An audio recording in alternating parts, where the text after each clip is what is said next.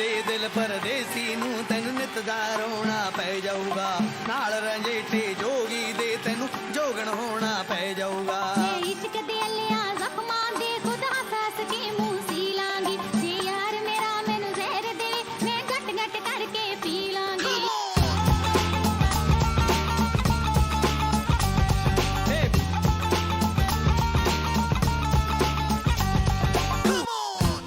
Hey everybody, welcome to Flywheel, your number one source for everything Frax, DeFi, and everything in between.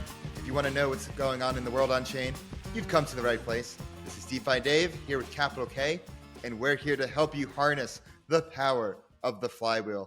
And someone that's been keeping track of the power of the flywheel, Frax in particular, among other things, is Mr. Thor Harvigsson. I definitely butchered his name, but so we're just calling him Thor. But we had Thor, who's been making content for about 2 years now, but has really taken a big initiative to cover DeFi, whether it's Frax, Arbitrum, options. And we originally saw him on a thread where he cited us. And then I looked into his content more. I was like, all right, there's something here. Like, let's definitely get him on the pod. We go over all our thoughts about this show in the post game. Make sure you go to our newsletter to check that out. But Kiet, like anything quick that you want to say about this pod? I am uber bullish on him. If I can buy Thor coin, I will. Yeah, Thor chain's taken, so we got to buy Thor coin. Yeah, and so we'll definitely keep you up to date with all that. So if you want to hear anything about Thor coin, Thor chain, or anything DeFi, anything Frax, make sure you subscribe, hit that bell button. Don't forget to follow us on Twitter at Flywheel DeFi. Join our Telegram at Flywheel DeFi. You can follow me on Twitter at DeFi Dave22. You can follow me at 0xcapital_K. And let's get the flywheel spinning. Do you hold ETH but don't know what to do with it? Want to earn those juicy liquid staking derivative yields but don't know where to start? Well, FrxETH is there for you. FrxETH is Frax's native LSD solution, allowing you to earn boosted yields in multiple ways on your ETH. If you want to get started, go to app.frax.finance and turn your ETH into FrxETH today. Thank you, everyone, for joining this episode of Flywheel DeFi. This time, we have on another commentator, a YouTuber, and a DGen. We have on Thor. Thor, you've been having your YouTube for about a year now.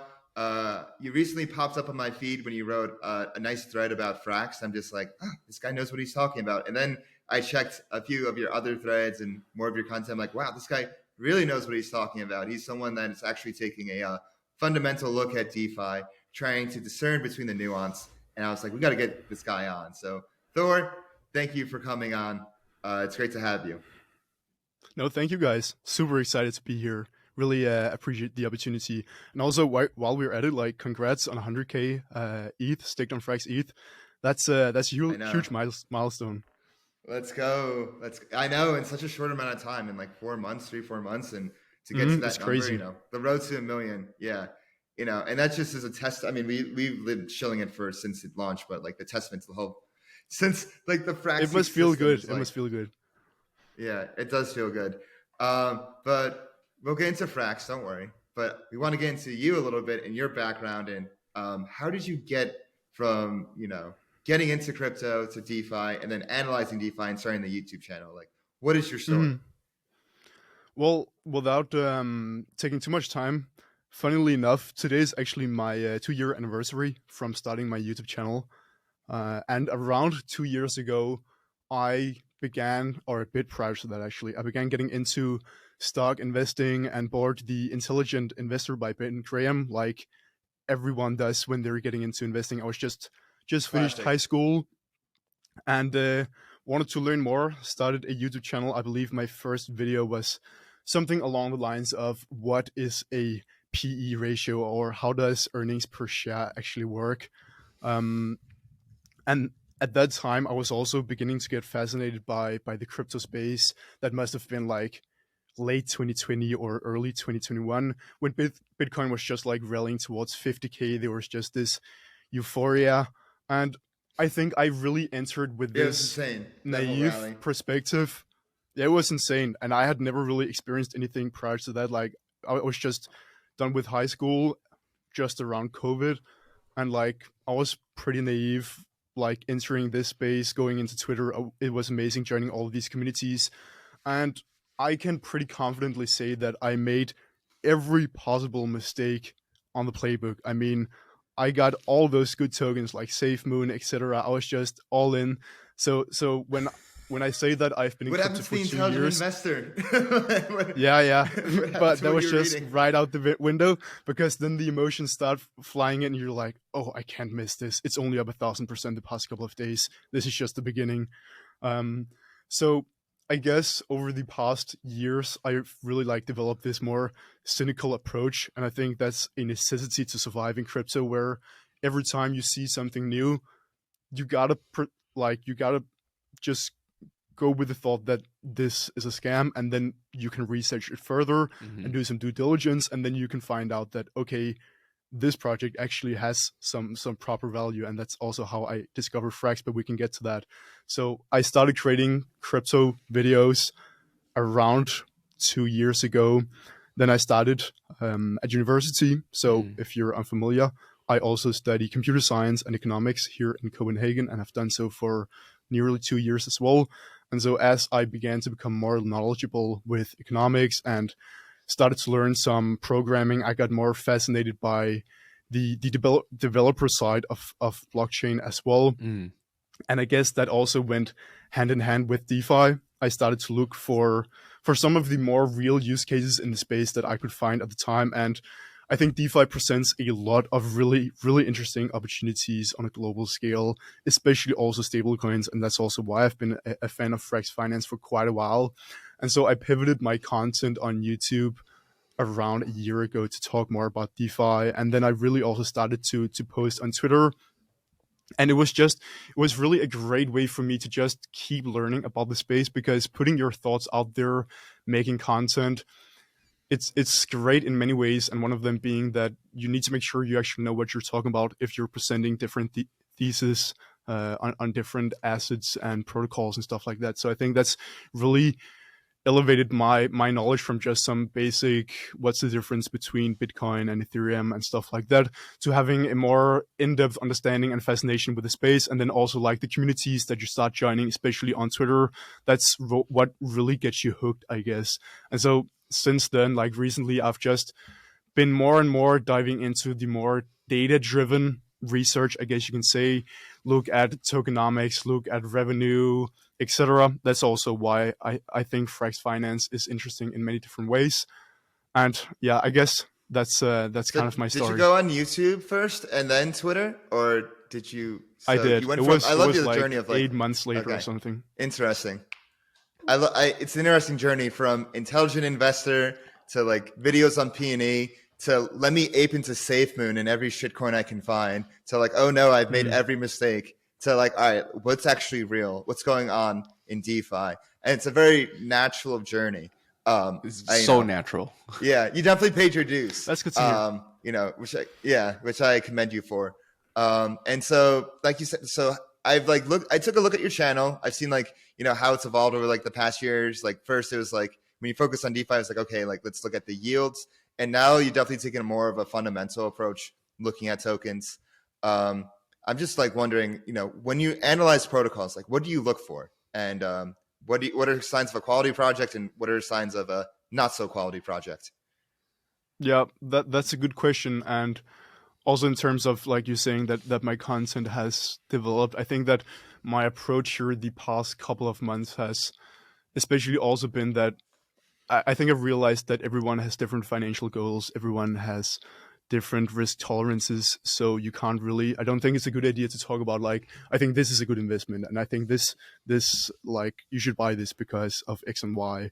Instead, what I especially try to focus on over on Twitter is to give people the tools they need to avoid making the mistakes that I did. So I've made several videos where I talk about what is impermanent loss and why is this super important that you know how this works, so you don't sell half of your Ethereum for some random farm token and deposit it into a liquidity pool, and then you're shocked when you lose all the value. Because I was there, then I played around with some impermanent loss calculators, found out how that actually works, and then I started to talk about it over on YouTube. And so things like that. also focus on like protocol runway, look at treasuries and stuff like that. I think that's quite interesting.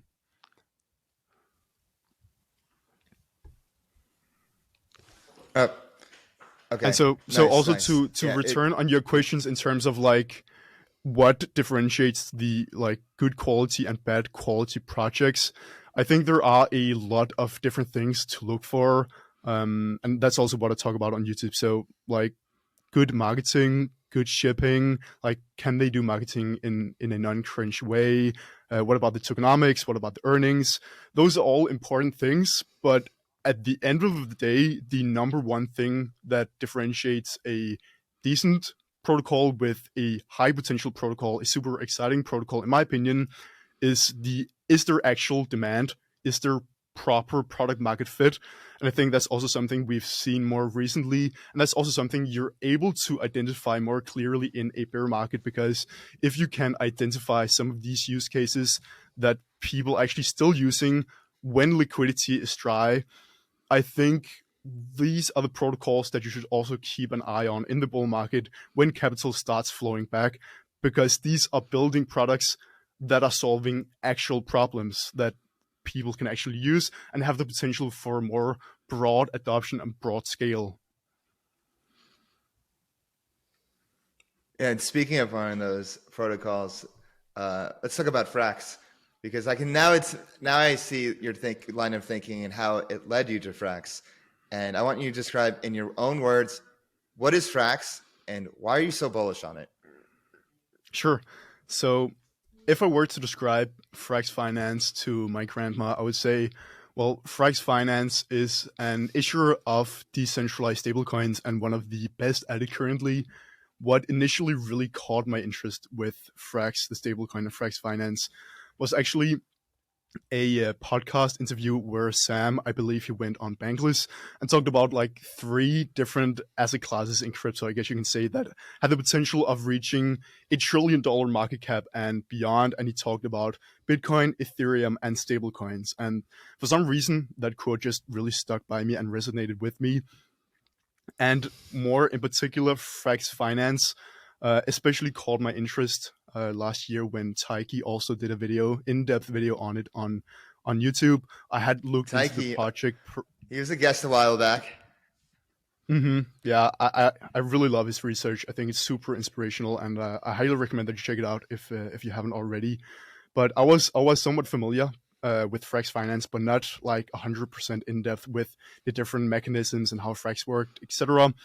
And I believe there he also talked about, or perhaps it was somewhere else I saw it, but this stablecoin trilemma with stablecoins like both needing to be decentralized, have peg stability, and also have scalability. And we've seen a lot of different designs of stablecoins, and especially these decentralized stablecoins, where they really focus on scaling. And we saw this with UST.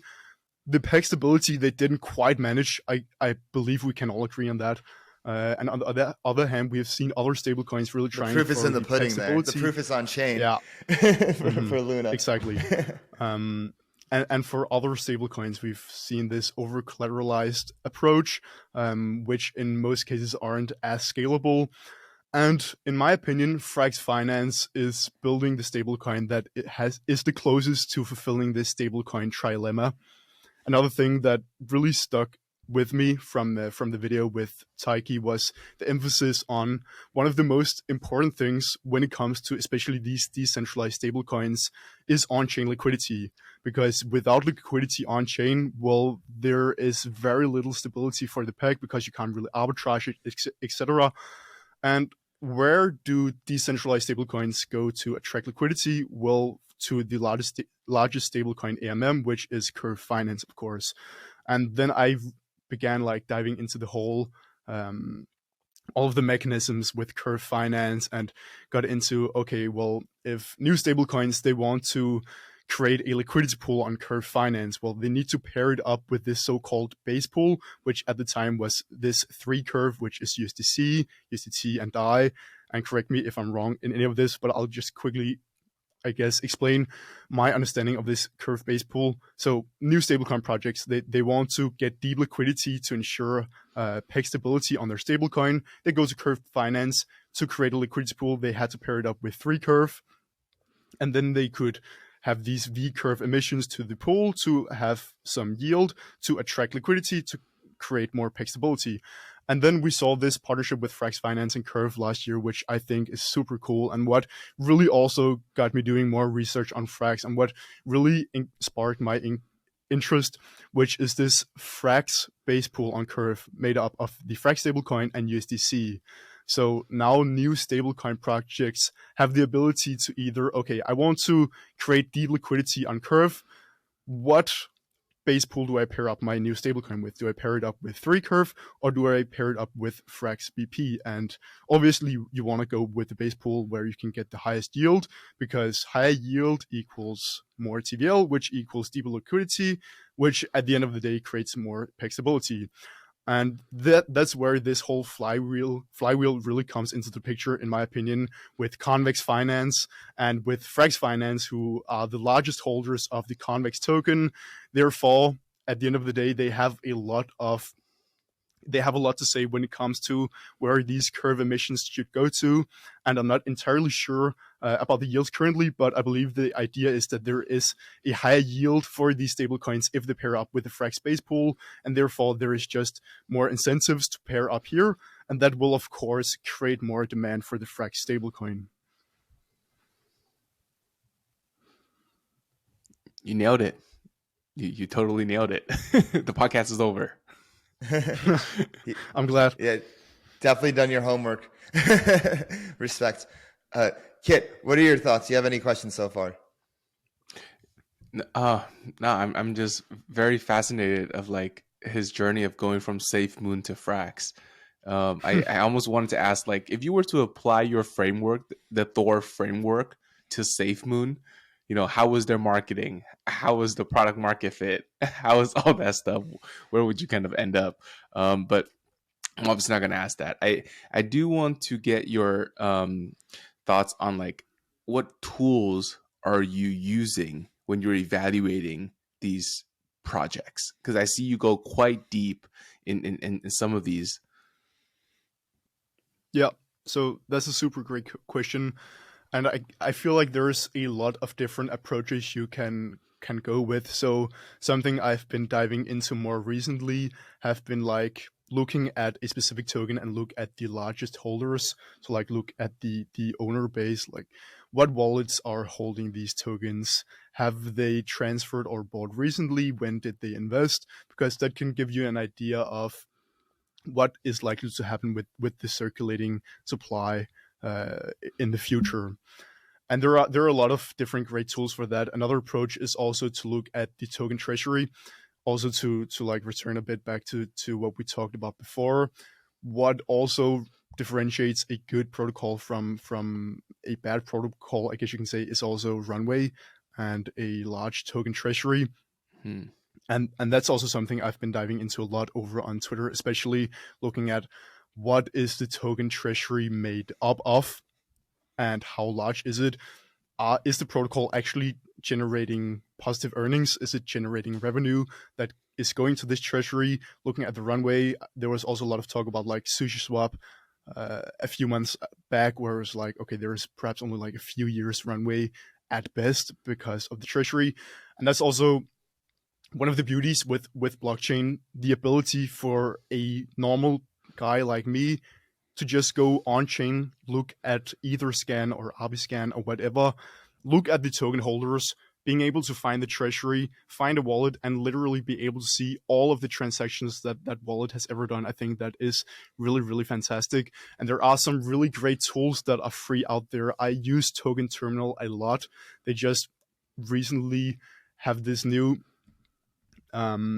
like dashboard where they display like quarterly earnings and revenue and fees, where you're also able to see like what are the definitions for all of these. And I think that also creates a lot of clarification for a lot of investors. So when they look at Ethereum, for example, they can see that, okay, the revenue is actually the fees being generated by transactions on chain minus the amount of ETH that is going to validators, etc. And okay, the revenue is then equal to the amount of ETH that is burned. What about the earnings? Well, the earnings is equal to the revenue minus the inflation of ETH. And after the switch to proof of stake with the merge, we've now seen Ethereum with positive earnings because the inflation has been decreased. We have seen this burn of Ethereum, etc. This is just one example of how you can use these on-chain data tools, but I think that's super fascinating. And I really like the fact that you can track these on a daily basis. You don't have to wait for quarterly earnings from a company to see how the financials are doing. And like 99% of all of this is available for free online, so if you have the appetite to learn, if you're willing to do the research, like you can really get far just by yourself.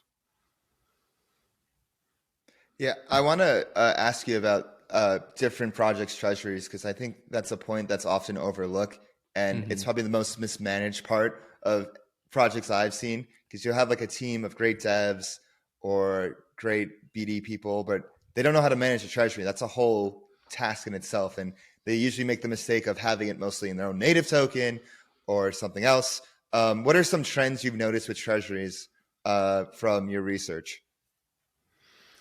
So what I've noticed is that I think protocols take treasuries more seriously in a bear market than they do in the bull market. I think they're much more willing to spend money in a bull market and don't necessarily see the possibility, or didn't back in 2021 and the beginning of 2022, the possibility of a major drawdown where suddenly the token treasury is worth 1/8 of what it was before. And therefore, it's probably not a good idea to go spend 60% of it right now on different Web2 partnerships or something like that.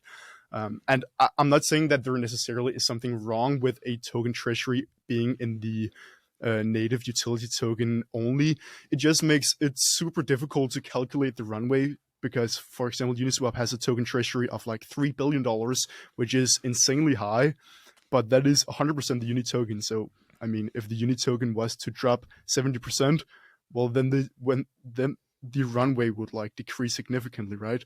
So it's super difficult to get a proper sense of the runway if there is not like this holding of other tokens or specifically stablecoins. And I think there's also some issues with it only being the native token, because if they have to sell some of these tokens, I think that can send a bad message to the community. Not that it should, but I think we've seen historically on Twitter that like it's quite bearish when the project has to sell some of their tokens to ensure proper runway, and that's just super unfortunate in my opinion. Yeah, it depends. Or you can make the argument like it's for diversification. I remember back a few years ago, Sushi wanted to raise a round in the summer of 2021 at Peak Sushi. They announced Trident. Everybody was hyped about Sushi, and they were going to raise a round, but the community was very against it, selling tokens from the treasury. In hindsight, they would have benefited from it a lot, but hindsight's 2020. Then I remember seeing back in the summer, Lido sold some of their tokens in June or July. Are they offered? I'm not sure if that went through. They sold them to Dragonfly or something. But you see, it's usually it shouldn't be perceived as negative. They're just diversifying, but oftentimes it is. It's like, oh, why are you selling your token? Like, oh, it's worth this, and that. And I feel like when it comes to token treasuries, you should handle it. You should give it to professionals to handle. I'm not sure what your thoughts about it are. I think it's interesting that you're saying that it should be professionals that handle it, because I think that also presents an interesting question in terms of DAOs, decentralized autonomous organizations, in terms of who should be the people that control, for example, the treasury, what the money should be spent on to ensure that there is proper runway. Because on one hand, we're all for decentralization, right? With democratizing these protocols, and we have this DAO where token holders they vote on what should happen with, for example, the treasury. And on the other hand, we also want to make sure that the people making these decisions also have some knowledge in financials, for example, right? So I think that's a quite interesting dilemma. I want to clarify my position, but I think the DAO should always like be like the final check. Like, nothing like gets past the DAO. But like in terms of like, like day-to-day management, But like if there's anything, there's always the DAO is that like final check. But like in terms of like managing the treasury, you know, it's hard to have like a whole DAO manage a single treasury. You know what I mean? Mm-hmm. Yeah. But yeah, I'll let you finish your point. No, I think I was done with it actually. Okay. Kiet, what are your thoughts? For me, I feel the treasury is one bit of it, but the other side of the coin is the actual expense reporting and accounting, which I feel is quite difficult to track. And the project doesn't blatantly drop like, hey, at the end of the month, this is how much we spent, right? I think that number is kind of more critical than the treasury, because frankly, some of these like DeFi teams, they're quite nimble. You know, their burn rate, you know, from the outside shouldn't be so drastically high. And the treasury is usually in the, you know, tens of millions plus. So I feel like they could survive through the next 2 years, for, you know, 2 to 3 years of the bear market. But we don't know the expenses because nobody freaking reports it. So then now we're just kind of guesstimating. You know who does?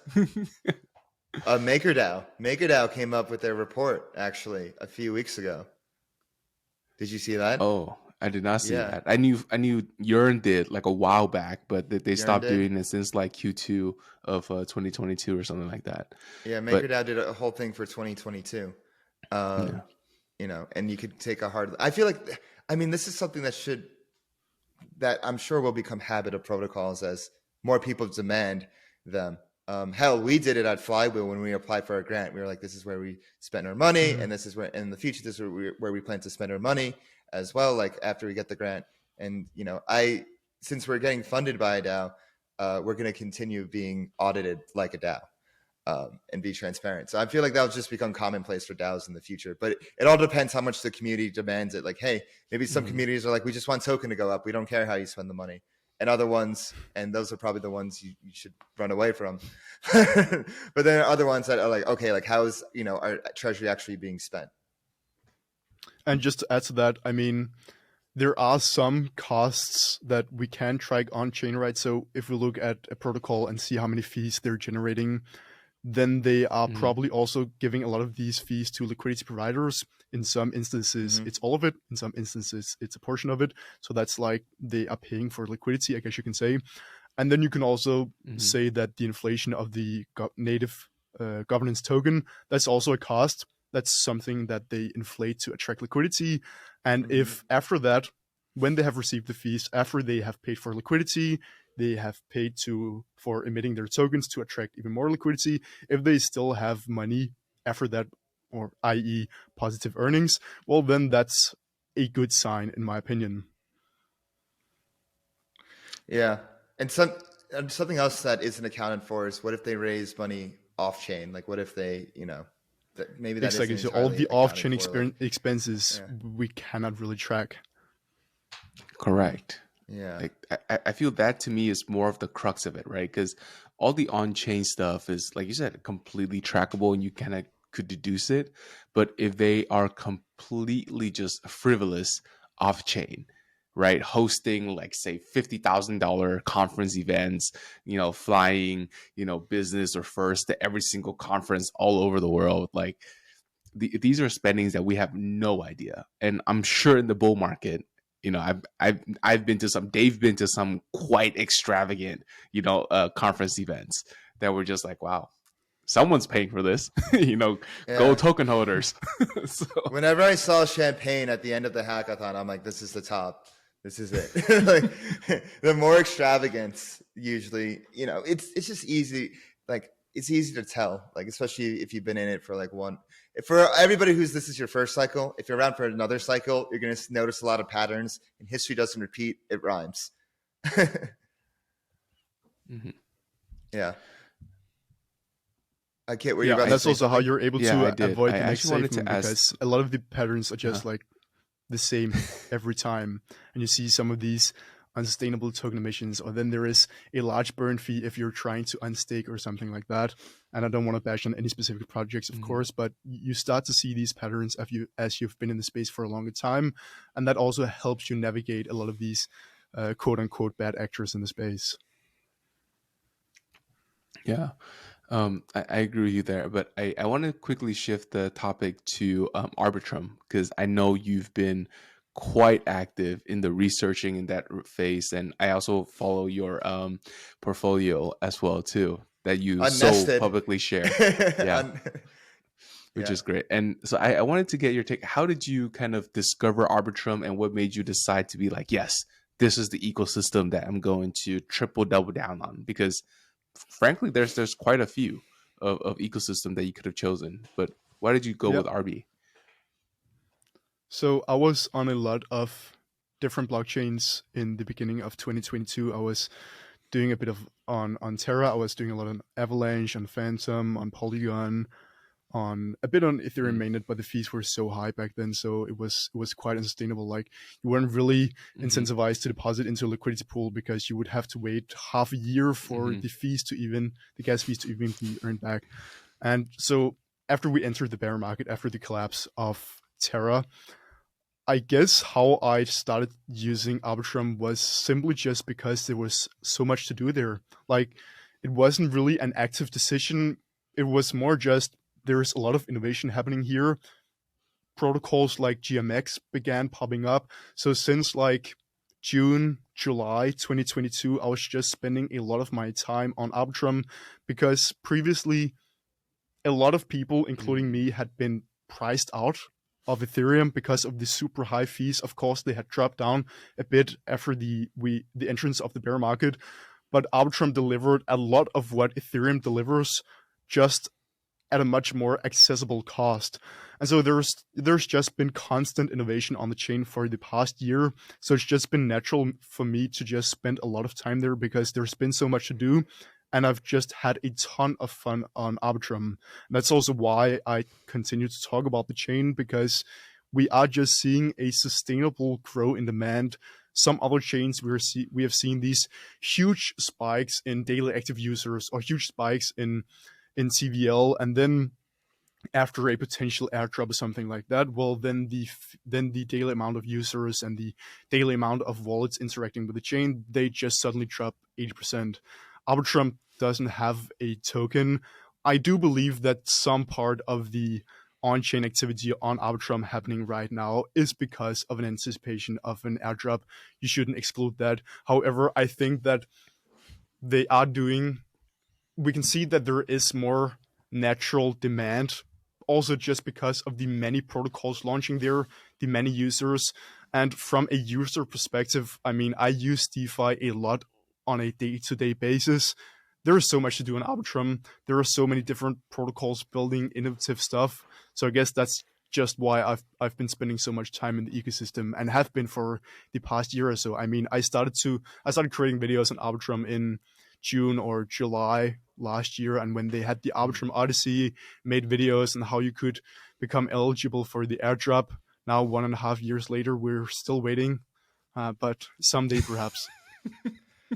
Soon, TM. It's the MetaMask strategy of like, oh, airdrop. We're gonna have airdrop, but just it's a carrot being dangled.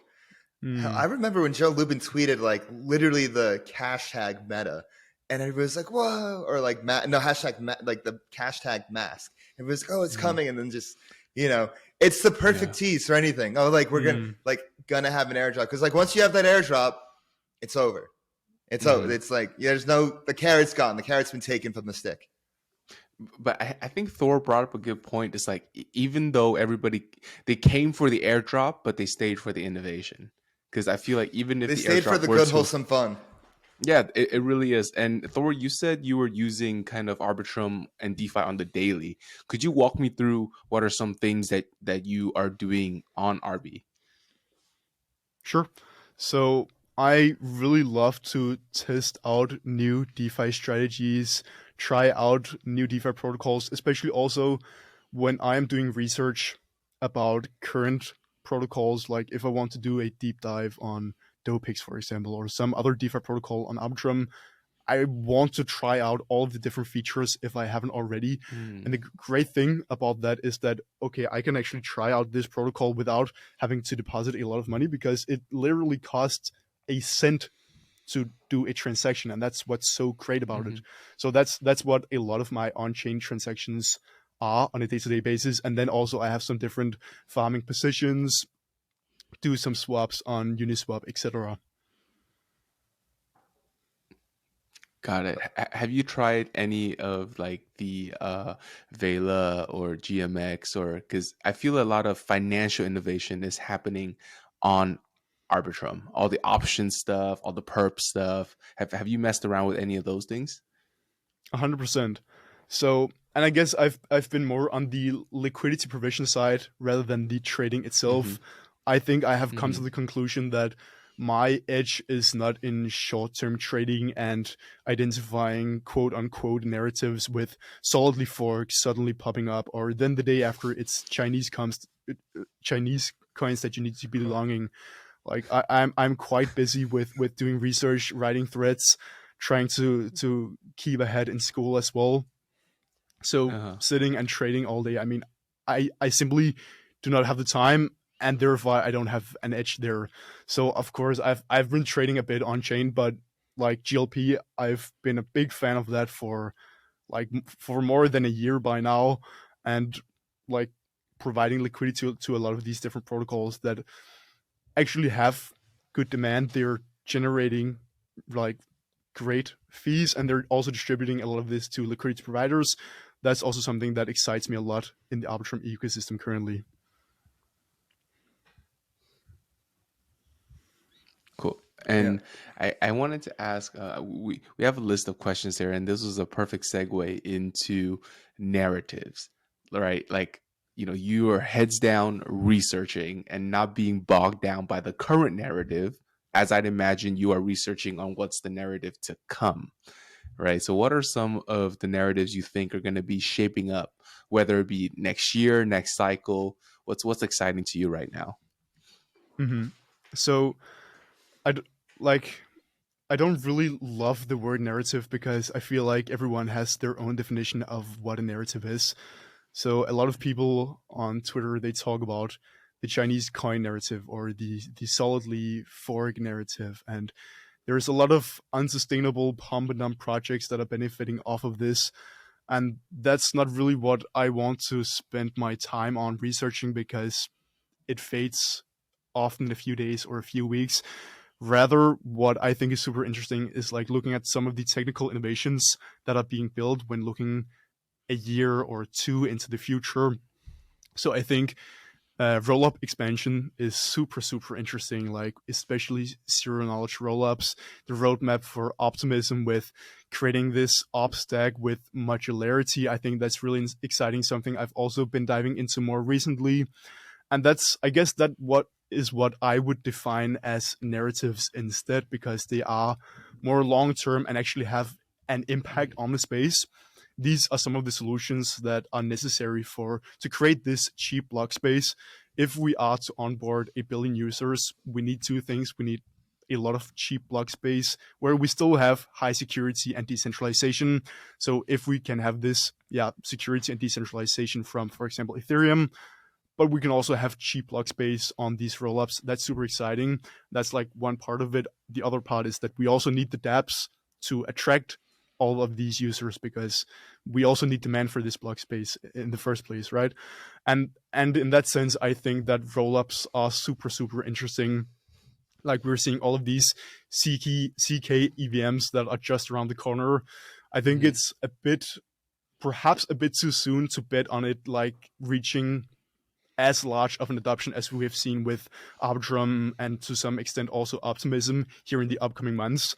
I think it will take time for this technology to really like just be ready for broader adoption, but I think it's super interesting. I've also been diving into modularity a bit more, looking at like rollups having their data availability on another chain and having these different blockchains that are specifically handling execution or settlement, or we have a data availability layer, etc. I think that's also super exciting. Have you looked into Eigenlayer at all? I have, and I actually listened to the podcast on Flywheel and really, really enjoyed it. And one thing that also stuck by me on that podcast was separating innovation and I believe it was security, right? Mm-hmm. Because that just creates a really low entrance barrier for bright minds and a lot of innovation, and that's also a part of like the whole crypto space that I think is super cool. And so, just to round off the question, some other narratives that I also think are quite interesting to look forward in the future is, of course, the expansion of stablecoins, and especially decentralized stablecoins. I'm excited to see a lot of these different solutions being developed. Right now, we're also seeing some other stablecoins like Curve's native stablecoin, and Aave is also developing their own stablecoin as well. I also think that digital identities is a really, really big use case, but super difficult to get right. Like, if you can have a proper digital identity that, for example, would allow me to have like access under collateralized lending, for example, that would like be so big, unlock so much capital. I'm pretty sure my bank would not really allow me to take any kind of good loan, because I do YouTube and Twitter talk about blockchain. I mean, that's not really like a proper job in their eyes. So being able to have these options on chain, I think that would be fantastic.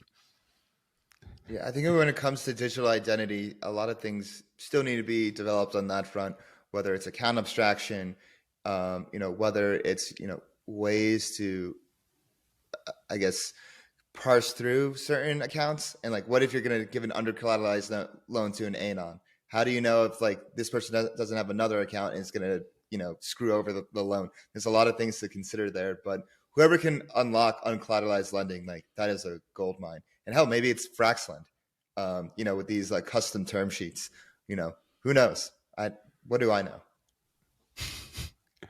Definitely super interesting. Also with like soul bound NFTs and stuff like that, right? Mm-hmm. Yeah.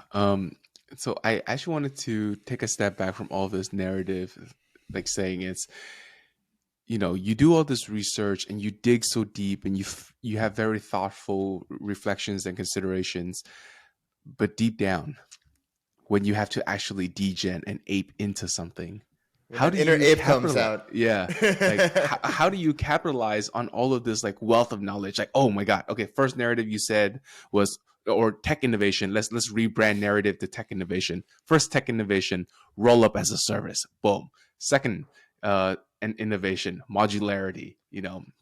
Then the third one is decentralized stablecoins, right? So, how do you kind of act on all of these insights that you've accrued over your research? Yeah, I don't think I take enough advantage of the amount of time I spend in the space. I think historically I've really been battling with like my emotions and how they apply to investing, because then you have the FTX collapse and you're just questioning whether or not it's proper to spend so much time in what seems to be a clown industry. Like, what am I even doing? And is crypto actually dead? And I still have these long-term theses and like these larger use cases with stable coins. And I also, like last year, we saw this proper demand with decentralized perpetual exchanges like GMX. They actually attracted proper demand in a bear market. So that was also like a position that I was quite bullish on. And then when we flip bullish and we see small price appreciation, then I'm like, okay, I need to take some profit because this space is too crazy.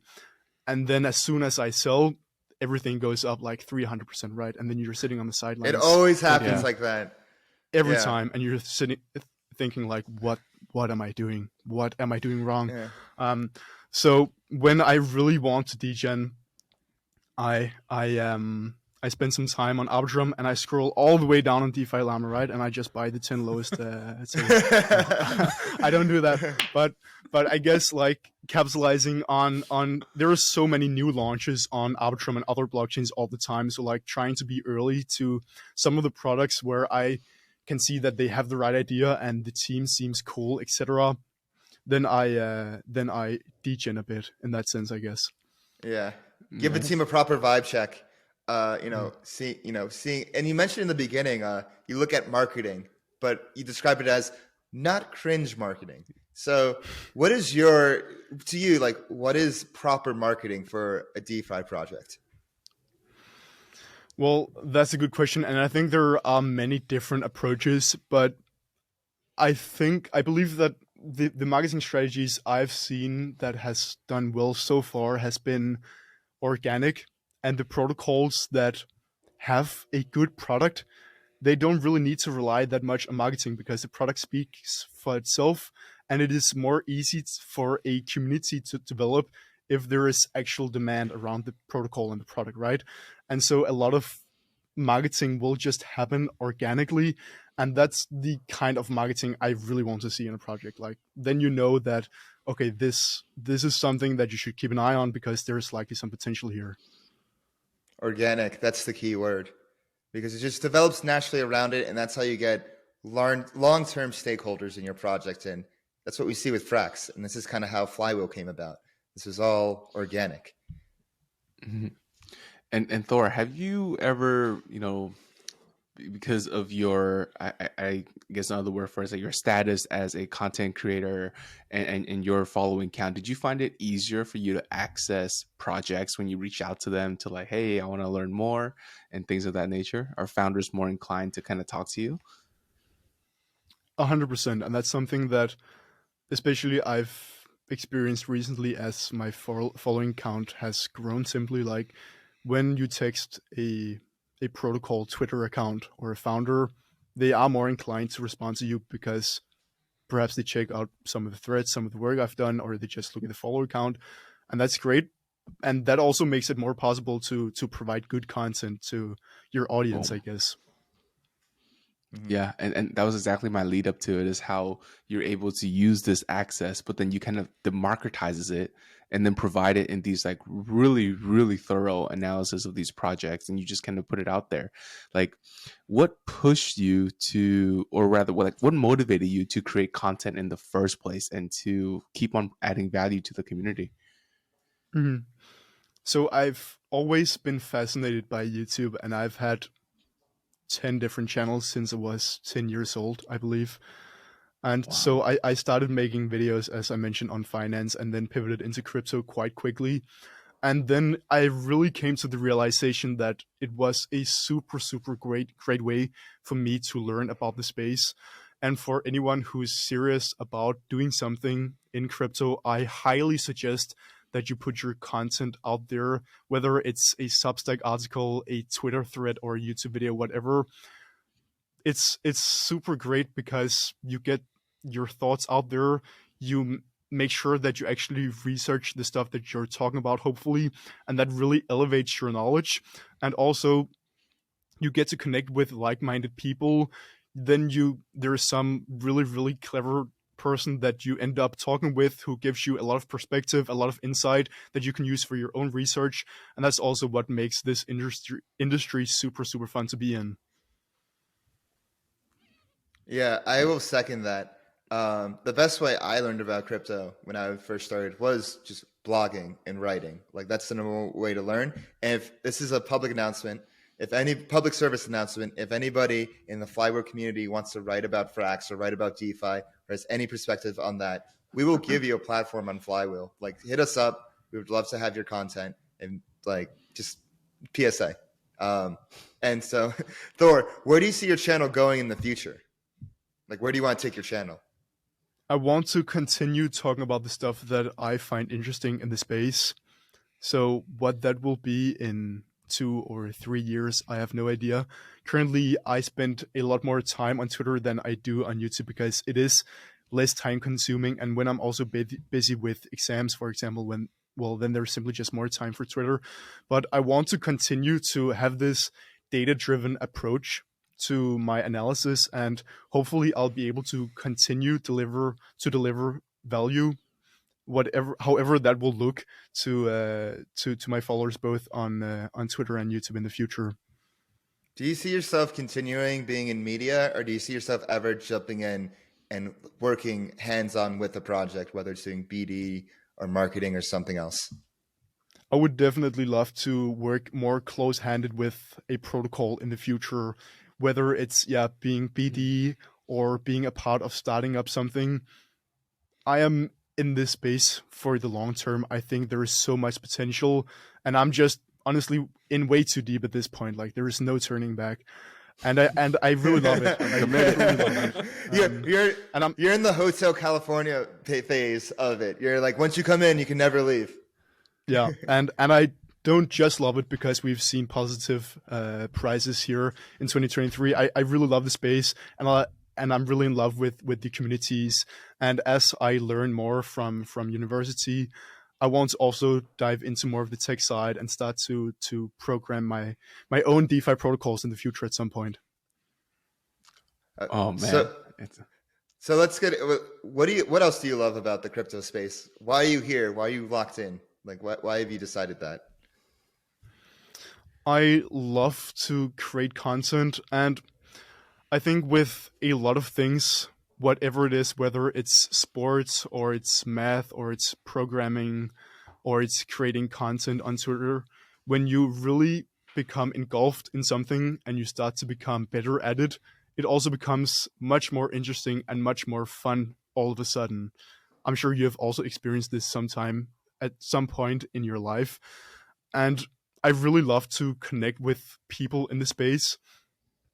And it's difficult to describe, but there's so many use cases.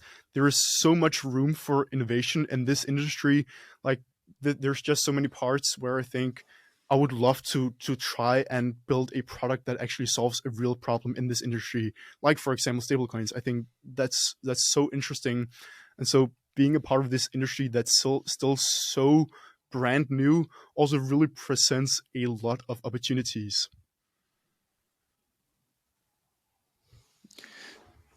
Man, I'm just sitting here, and I love these questions from Dave because we want more, the younger folks like yourself coming into the community, but also being very active and contributing in the community.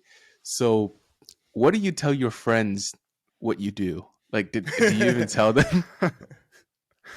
I don't. Do they understand? No, you don't?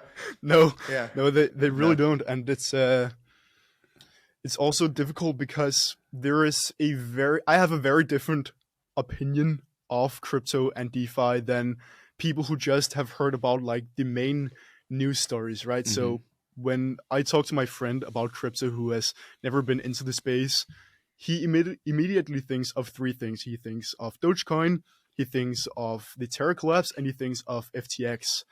And I don't really want to associate what I'm doing or the potential of the industry, what we're building with, like, especially like the FTX collapse, like a catastrophic event. There's so much more going on behind the curtains, but it is also very technical. It is a very new industry, and that's also why there is so much opportunity for innovation, because it is difficult to enter, because there's just so much you need to grasp. Yeah. How can following up on that question, how can Ethereum and DeFi and the real builders do a better job separating themselves from the Doge coins, from the meme coins, from the Lunas and this and that? Like, how do you think that could be done? I think with time, what we will see is sustainable products with a good product market fit and actual demand will be the protocols to attract the next million, 10 million, 100 million users. And to break down the complexity of the space, what has also fascinated me recently has also been some of these more DeFi light kind of features on some DeFi protocols. I think that's also quite interesting. I've also been diving a bit into OptionFi, which was coined by the Dopex team, which is options integrated in finance, because options are inherently quite difficult to grasp. But there is so many possibilities with these products. So if they can be integrated in a more seamless way into DeFi, that also opens up a lot of possibilities for the more general amount of investors in the space. Yeah, let's get into OptionFi. Because that's something that's been a topic of discussion here on Flywheel. We had the Gamma Swap guys on, and me and Kiet have gone back and forth about it. What is OptionFi? Like, and how do you see those getting adopted? And other than DopeX, are there any other protocols that you've seen that you liked? So there are probably a lot more people, a lot of people that are more knowledgeable about this than me. However, I've Yeah. been diving into it a bit recently, and yeah, gamma swap is quite interesting. Like the ability to short to long volatility be like the other side of the liquidity providers in these liquidity pools. And I think Dopex has done a quite good job at building some of these options products that have also like their UI and UX makes it a bit more easy to actually use and understand. On the other hand, there is a protocol like Lyra Finance, which I think is super cool, which is more like presents basic options investment tools, which is also like quite cool. But I think especially Dopex are building some quite interesting products here. What do you see Dopex building? So they have integrated with Jones DAO a while hat. back, and like they're With the hat exactly. Yeah. And they just released this Dopex V2 RDPX V2, which I haven't dived too much into yet, but that's also scheduled, which I want to dive more in depth with. But like the ability to create synthetic assets on Dopex that will also generate more yield for the protocol, and that can also be integrated into these options. There is single staking options vaults is also something that makes it easier to use options, because you simply just stake into these vaults and you can earn a yield. Of course, you need to also be familiarize yourself with what is actually happening behind the curtains. What is usually happening behind the curtains? Like, what should people look for if they're going to deposit in an options vault? Well, I guess this goes for not only options vaults, but like you need to know exactly what's happening with your money. So like if it's a put option or a call option, like you're essentially buying the token at a specific price in the future or selling it at a specific price in the future. Just like when you are depositing into a liquidity pool, you should be familiar with how impermanent loss works. And okay, if the price increases significantly on one of the assets, there is this phenomena of impermanent loss, because one of the assets will gradually be converted into the other to maintain this 50-50 dollar split balance. So stuff like that is something that you of course need to familiarize yourself with before you just aim in because you see a high APY that seems super lucrative. Yeah, I think it's a combination of, if people are going to use these advanced products, they need to know what they're getting into. But on the other side, products can do a better job of explaining what is going on behind the scenes. I think a lot of times people, it's a balance they can have between simplicity, but also being able to explain in detail what's going on. It's a delicate balance. It's like walking a tightrope. Kiet, what are your 100%. thoughts on that? I just find it funny that we're talking about how to bring more people into DeFi and crypto, and then we decided to go to the deep end of the financial spectrum and be like, let's talk about options, on-chain options, actually. Which is like the hardest part, the most advanced part of finance, let alone like DeFi is options. Like I'm still like trying to wrap my head around it, and it's just something I wouldn't use lightly, because options is one of those things, if you know how to use them, like they can definitely do very well. But if you don't know how to use them, then you just get wrecked, and you get wrecked in a bigger way. 100%. Yeah, and so I actually wanted to ask you more about your, let's take a step. This is a Frax-centric stablecoin after all. And one of the technical innovations that you mentioned earlier was decentralized stablecoins. So what is your take on, say, crvUSD or Aave GHO, how they're kind of very mimicking Frax's Holy Trinity stack? And then die with everything they're releasing. Yeah. Let's go and Spark die. Yeah. Go and I CRVUSD. I think they're like both CRVUSD and Go are both quite interesting stablecoins. I'm still not entirely familiar with all of the different mechanics, but with crvUSD, they have this llama or lending liquidation AMM algorithm with these partial liquidations of loans, which is supposed to create more capital efficiency, and supposedly there will be these curve pools that are backing the stablecoin. I think it's going to be super interesting to see whether or not this will attract more liquidity to Curve and stuff like that. And then we also have Go on Aave, which perhaps will also create more utility for the Aave token. There are these facilitators who will be controlling the supply, where in the beginning it will just be the Aave Foundation, where based on demand they can mint or they can burn this Go stablecoin, and then via governance there can be new facilitators, perhaps other protocols or something like that, where they also have a say as to how the supply should be managed of Go to ensure this peg stability.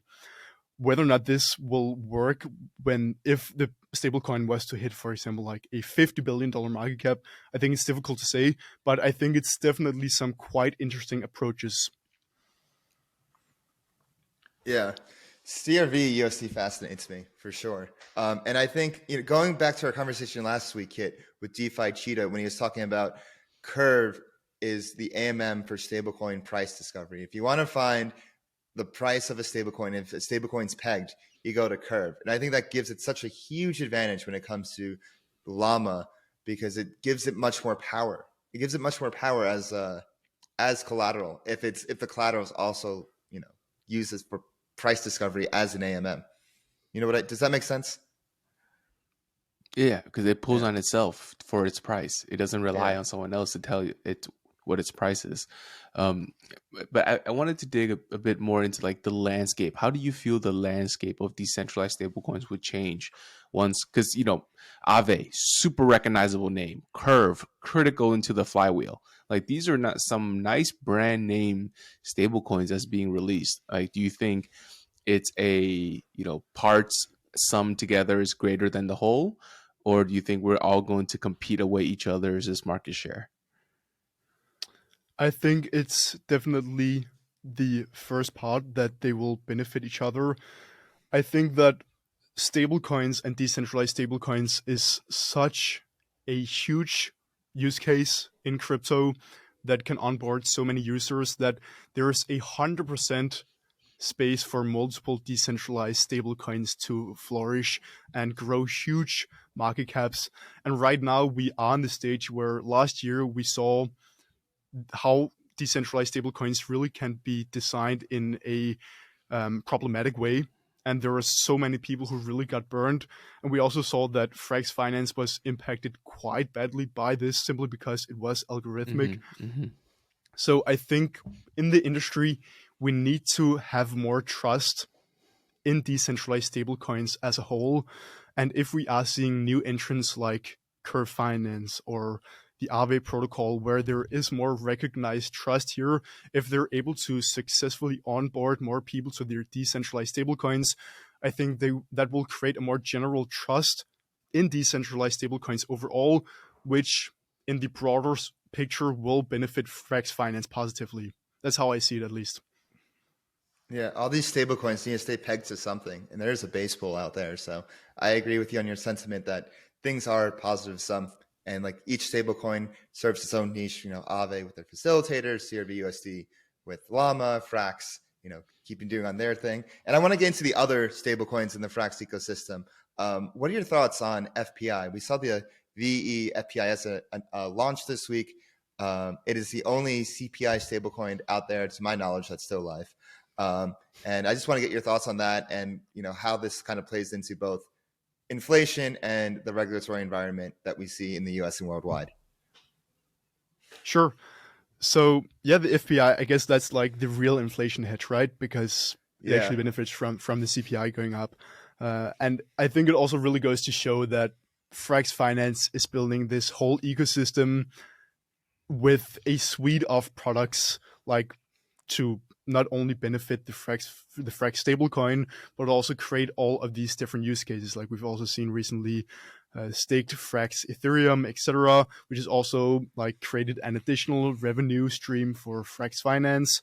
And we like just Frax Lend, Frax Swap, etc., creates a lot of utility for the Frax stablecoin as well. And with FPI, I mean, that's just another product that can generate revenue to Frax Finance and creates yet another like positive use case for the protocol. So without having like researched it as much as the Frax stablecoin itself, I think it's super interesting. And I definitely think that there will be more demand in the future as we onboard more people into the DeFi space. Like being able to hedge yourself on inflation is something that's super, super relevant and also seems like a product with actual like product market fit. Definitely natural product market fit.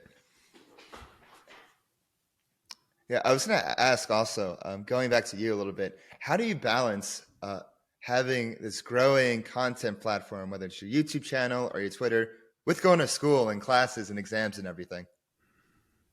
Yeah, it's super difficult also because like, I also want to I really love working out and running as well, and I love to spend time with my family and my girlfriend and my friends. So time efficiency is something that I really prioritize, and I really live by the 80-20 rule, being that 20% of your input creates 80% of your results.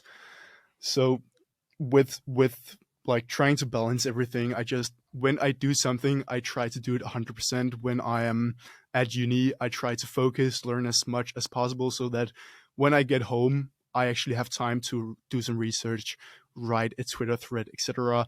Have half an hour to hit the gym or something like that. And then like right now, I've taken a small break from uni to go travel, experience the world, but also to have some more time creating Twitter threads, getting deeper into the space. I feel like a lot of my recent threads where I've gone in depth with on-chain analysis, looking at the different crypto VCs and their top wallets, what tokens have they invested in. These are some threads that take a very long time to research, and there are some threads that I wouldn't have time to do if I was also busy with studying for the exams. So it's all about prioritizing and acknowledging that in some periods you need to prioritize something over the others. Like if you have exams, then you need to scale a bit down on the research, and when you're less busy with school, then you can scale up on actually speaking with other people and doing some research. Do you feel like you do this prioritizing quite naturally, or do you have a system that you learned over time on how to fit everything in?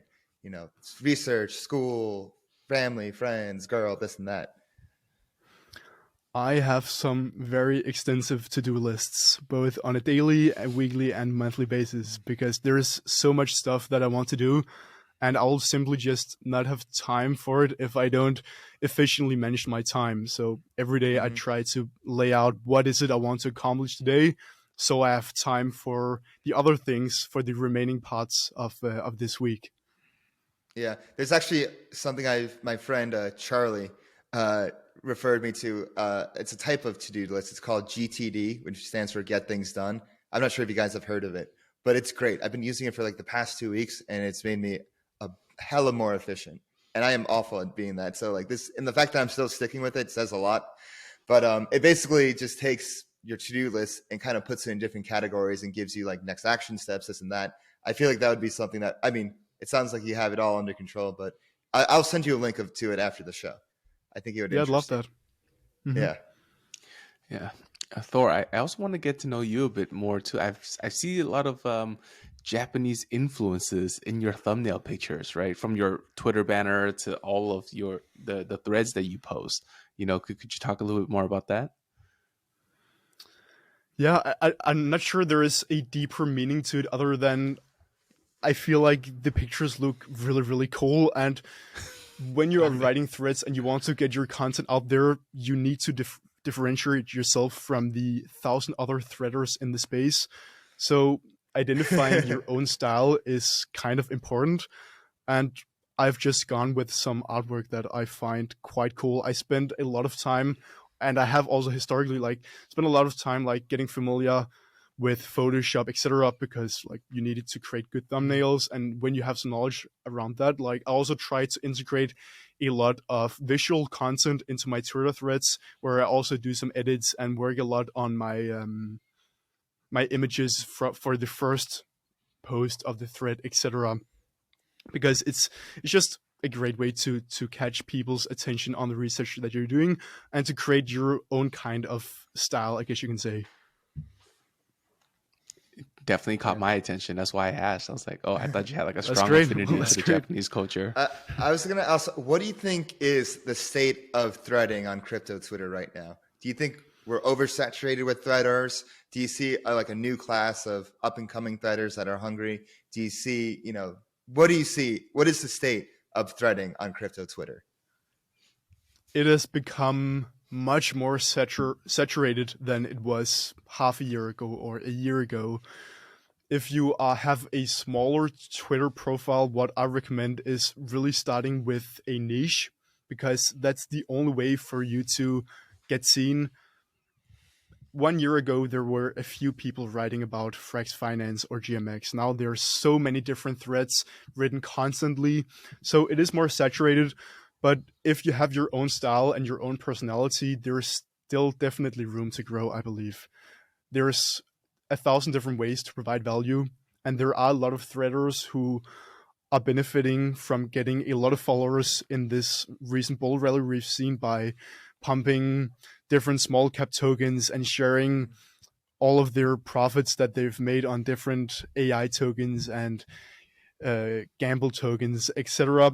But long term, as I mentioned, there are so many ways to provide value. So just get your content and your thoughts out there, because 100% there will at some point be people super interested in reading what you're producing. Other than yourself, who are some threaders that people should watch out for and follow? Who are people you like? Well, that's a good question. So there are these two Twitter profiles that produce quite great content. They're called DeFi Dave and OX Capital K. Like, they're just making some really great content, so you should probably check those out. Thank Thank you for the plug. Yeah.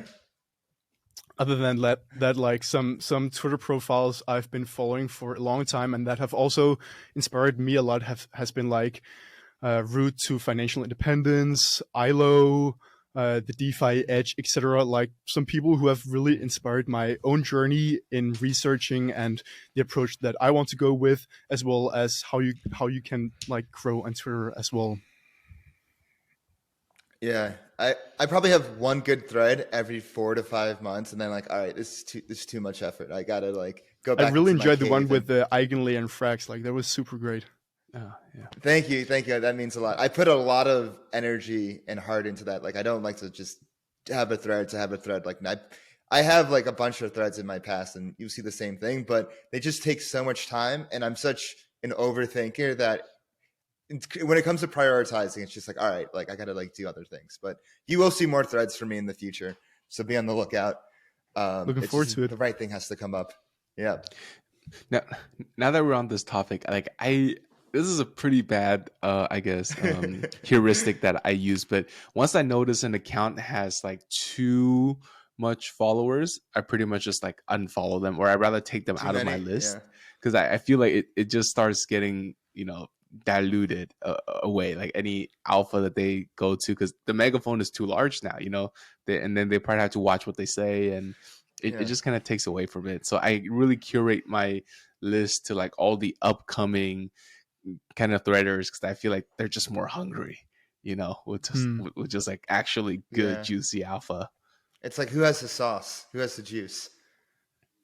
And it depends on what you find interesting in the space, because there are so many different threaders and a lot of people with smaller accounts that are talking about niche things that don't necessarily apply to the more general readers on Twitter, and therefore they might not have as many followers, but they're providing so much value that like you just need to follow them if you are in that part of the space. Yeah, and actually we love those threaders so much that we actually bring them on the show. An example of such is DeFi Cheetah, right? Like, and obviously yourself too. We really like these threads that you guys are providing, and this is just a public good, I feel, for the community, for you to share your thoughts and your research. Because let's be frank, like our reach is able to get us into access to the founders and to ask direct questions, especially for us with Frax, right? And we're able to kind of provide the, organic marketing, because we're literally community members of Frax, and we just come in and just provide that value. Yeah, and Twitter basically provides the venue and the arena for open source research. You have one threader and, could be covering the area of the curve wars, and the next is like LSDs, and the next is, options. It's really nice to see. And sometimes I can be cynical of threaders because I just see too many engagement baiters, and I just hate that. That's one of my worst pet peeves. Like, it just does not sit well with me just to create content for the sake of content for followers, because it's just, it's a waste and I hate it. But to see people coming out with actual quality content, people that care, and I really emphasize the care part, that care about the future and the long term of the space and providing good information, it goes a long way, especially when new people come to the space and they're trying to see through all the, this huge sea of content, which, it's hard to get through the nuance of it. But when they find the right content, and hopefully they land on you, Thor, hopefully they land on us, hopefully they land on a few other people that we've mentioned throughout the pod, that they're like, there's actually something here. There's something here. And they stick around, and who knows, maybe they become a threader, or they become a contributor. And on that point, I'd like to wrap up and go to our rapid fire questions. Yeah. So I'll take over. Yeah. Go ahead, Kate. So normally at the end of these pods, we like to ask a series of just, fun questions, just for us to get to know you better as a human being. And so the first question is always, what is your virgin crypto experience? And sexes don't count. When did you first touch the chain? Oh, that is a good question. When did I first touch the chain? That must have been somewhere in 2021, and that is probably on the Polygon chain, actually, depositing into Aave. I followed some of Taiki's videos, and he's also one of the people who really got me into DeFi, and the yields they blew me away. Nice. Love at Very first degen of you. Percentage. Love at first LP. I love it. All right. And then second question follow-up is, what is your favorite off-chain touch grass activity? What are some hobbies and interests of yours? 100% working out, actually. I do calisthenics, which for anyone who's unfamiliar is bodyweight training. And I do that a decent amount of times a week. It's a great way for me to just get my head into other things. If you had a busy day where you've just been grinding, doing a lot of research, just getting your pulse up, lifting some weights or lifting yourself, whatever you're doing, it's just a great activity to just give your mind some rest and come back stronger afterwards. You would fit right in. You do fit right into the Frax community. Working out. Let's go. So what is some advice that you would give to your younger self? Oh, that's also a great question. I think it would be define some goals and figure out what you want out of life, and then start planning for it, because you don't end up at great places without actively trying to get there.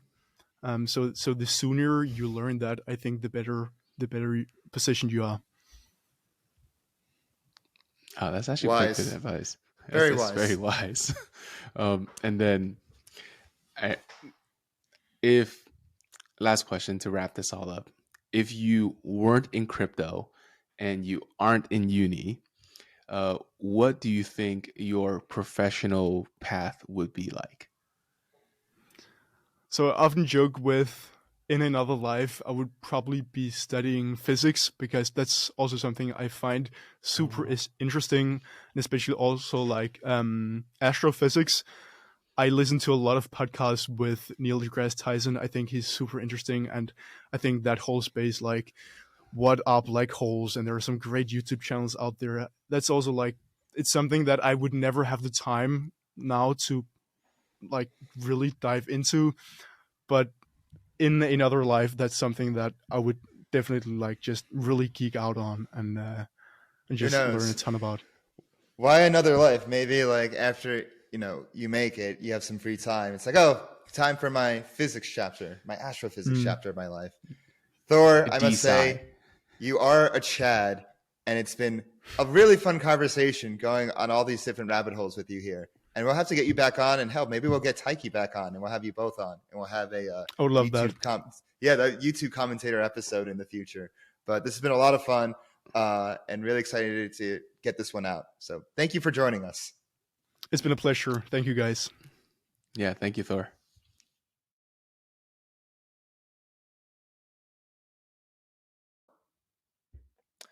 Thank you, everybody, for watching this episode of Flywheel, where we had on Thor, a Threader, a YouTuber, and an overall scholar of the chain.